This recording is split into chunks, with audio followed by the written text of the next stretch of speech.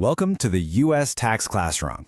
If the W-2 is the trusty, predictable tax form for regular employees, then the 1099 is the tax form for literally absolutely everyone else.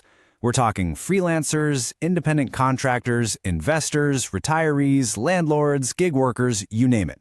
All of these people receive 1099s instead of W-2s. But here is the catch. Unlike the W-2, which is just one single standardized document, the 1099 is actually an entire family of completely different forms, and each one represents a totally different type of income.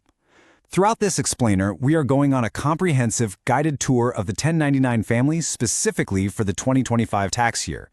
We're going to break down exactly what they are, who gets them, and we'll look at the most common types using real, everyday examples. Let's dive right in. Before we look at a single tax form today, we have to establish the foundational golden rule of non-employee income. Please commit this to memory right now. Not receiving a 1099 does not mean your income is tax-free. I cannot possibly emphasize this enough. All of your income, even the really small amounts that fall way below the formal reporting thresholds we're about to discuss, absolutely must be included on your federal tax return. It is a massive, widespread misconception that if you don't get a piece of paper in the mail, the IRS just doesn't care. They absolutely do care, and that money is still fully taxable. So what exactly is a 1099 in the first place? At its core, a 1099 is what the IRS calls an information return. When you receive money from someone who is not your employer, a 1099 is the exact mechanism the IRS uses to find out about it. Here is the absolutely crucial part you need to understand about how this works. The payer doesn't just print this form and mail it to you. They are required to send an exact duplicate copy directly to the IRS. That means the government already knows exactly how much you made well before you ever sit down to actually file your taxes. It's like a giant matching game. When you do file, the numbers on your return must match the numbers on that 1099 perfectly, or the IRS computer system is going to immediately flag your account for a review. Let's see how our golden rule actually plays out in the real world with a practical example. Let's talk about James. James does some freelance consulting work on the side, and he earns exactly $400 from one specific client over the course of the year. Now, because that amount is below the standard $600 reporting threshold, the client does not send James a 1099 form. James checks his mailbox in January, sees nothing, and thinks he's totally off the hook. But remember the golden rule. James still owes tax on that $400. In fact, because his net earnings from self-employment reached $400, he's legally required by the IRS to file a tax return and report that income completely unprompted. The lack of a physical form changes absolutely nothing about his actual tax liability. Now let's meet the first and by far the most common member of the family, the 1099 NEC, which stands for non-employee compensation. If you are a freelancer, a consultant, an independent contractor, or any kind of gig worker who gets paid directly by a business, this is your form. It is the absolute workhorse of the freelance economy. For the 2025 tax year, a business is legally required to issue you a 1099 NEC if they paid you at least $600 for your services over the calendar year. Let's look at how this breaks down for Priya's freelance graphic design business. Priya worked for 3 different clients in 2025. Client 1 paid her $2,000, Client 2 paid her $800, and Client 3 paid her $300. Come tax time, Priya is going to receive a 1099 NEC from Client 1 and Client 2 because both of those payments cross that $600 threshold. But look closely at Client 3.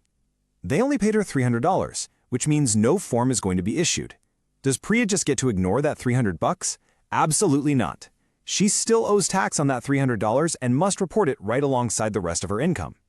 And just a quick heads up for the future, guys, thanks to recent legislation, this 1099 NEC reporting threshold is scheduled to jump way up to $2,000 starting in the 2026 tax year. But for 2025, we are still strictly operating on the $600 rule. Moving right along, we have the 1099 MISC.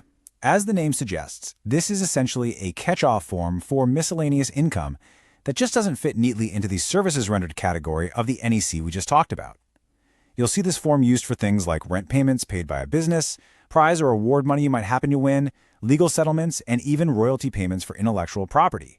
And get this, those royalty payments actually trigger a 1099 MISC if they are just over $10 for the entire year. To make this concrete, let's look at Marcus. Marcus owns a small commercial property, and he rents it out to a local bakery business for $1,200 a month.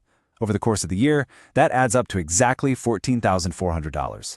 At the end of 2025, that bakery is going to send Marcus a 1099 MISC with $14,400 printed right there in the rents box. Marcus will then take that form and accurately report his $14,400 of rental income on his federal tax return. It's incredibly straightforward once you know what you're looking at. Now we arrive at the 1099K. And listen, we really need to spend some real time here because the rules for this specific form have been constantly changing over the last few years, causing massive, widespread confusion for millions of ordinary people. The 1099K is issued by payment processors and third-party networks. We are talking about everyday platforms like PayPal, Venmo, Cash App, Stripe, Square, and huge marketplaces like Etsy and eBay. If you sell things or take business payments through apps, this is absolutely the form that applies to you, and you need to pay attention to these thresholds. Here's exactly where the rules stand for the 2025 tax year. To get a 1099K, you must meet both of the following criteria. You must receive over $20,000 in gross payments, and you must have over 200 individual transactions. Both of those thresholds must be crossed. Let's look at Emma, who sells handmade goods on Etsy. In 2025, Emma processes 250 transactions, and those total $22,000. Because she hit 250 transactions, which is over 200, and she hit $22,000, which is over $20,000, Etsy will absolutely send her a 1099K. But what if Emma processed 300 transactions, but they only totaled $18,000? Well, she would not get a form because she missed the dollar threshold. What if she sold really high-ticket items, making $25,000, but she did it across only 150 transactions? Again, no 1099K because she missed the transaction threshold. You have to hit both. It's a hard rule for 2025. But wait, if Emma sells $18,000 worth of goods across 300 transactions, she totally avoids getting a 1099K from Etsy. Does that mean she just made $18,000 tax-free? No. Let's reinforce the golden rule for a second time. Not receiving a 1099K does not mean the income is tax-free. Every single dollar Emma made on Etsy is still taxable business income, and she is fully 100% responsible for tracking and reporting it on her tax return, even if Etsy never sends her a single piece of paper. The IRS expects you to keep your own books. All right, let's shift gears from active work to your passive money. This brings us to the 1099 INT, which reports interest income. Banks, credit unions, and financial institutions send this form out to anyone who earned interest on savings accounts, CDs, or bonds. And the reporting threshold here is incredibly tiny. If you earn just $10 or more in interest from a single institution, they are legally required to send you a 1099 INT. Let's look at Lisa's situation. Lisa has been super responsible. She parked her emergency fund in a high-yield savings account, and in 2025, she earned $340 in interest. Come tax season, her bank sends her a 1099 INT for $340. Now, I know what you might be asking right now. Wait, my savings account interest is taxable? Yes, I know. It's a genuine surprise to so many people who think that simply keeping their already taxed money in a savings account is a tax-free endeavor. It is not. That $340 she earned is taxed at ordinary income tax rates, which are the exact same rates that apply to the standard wages from your day job. Next up in the investment category is the 1099 DIV, which reports dividend income. If you are someone who owns stocks, mutual funds, or ETFs in a taxable brokerage account, and those investments paid out dividends or distributions over the course of the year, your brokerage is going to issue you this specific form. For example, David owns shares in several different companies, and in 2025, those shares paid him $820 in dividends. He receives a 1099 DIV. But what is really critical to understand here is the massive distinction between ordinary and qualified dividends. The form will actually break David's $820 down into these two distinct categories, and this is incredibly important for his wallet. Ordinary dividends are taxed at your regular, higher income tax brackets, but qualified dividends, those are taxed at much lower preferential capital gains rates. So exactly how your dividends are classified on this single form directly impacts how much tax you're going to end up paying. Now, if you are an investor, I need you to take a deep breath because we have to talk about the Consolidated 1099. So you know when people get a 20-page, terrifying-looking document from their brokers in the mail and they completely panic? That's what this is. Yes, exactly. It looks incredibly scary and overwhelming, but I promise you it's actually just meant to be helpful and organized. A Consolidated 1099 isn't some complex new type of form. It is simply one combined statement from your brokerage that bundles multiple different 1099s together into a single continuous packet, so they don't have to mail you 5 separate envelopes. That's all it is. Let's deconstruct this so it's less intimidating using David's Fidelity account as an example. Inside his giant 20-page statement, he basically just has a 1099 INT for the interest his uninvested cash earned, a 1099 DIV for his dividends, a 1099B for the stocks he actually sold, and maybe a 1099 OID for some bond discounts. That's it. It's just bundled.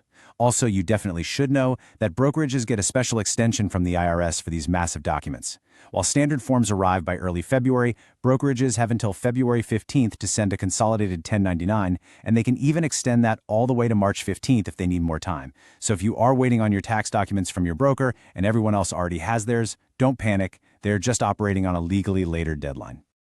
A very quick but absolutely vital note about that 1099B hidden inside the Consolidated packet.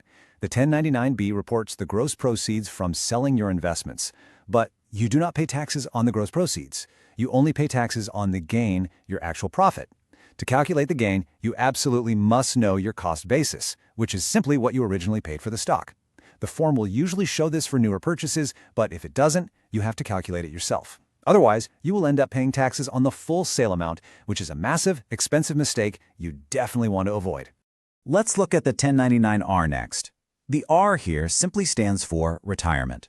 This form reports distributions, meaning money you actually take out, from traditional IRAs, 401ks, pensions, and annuities.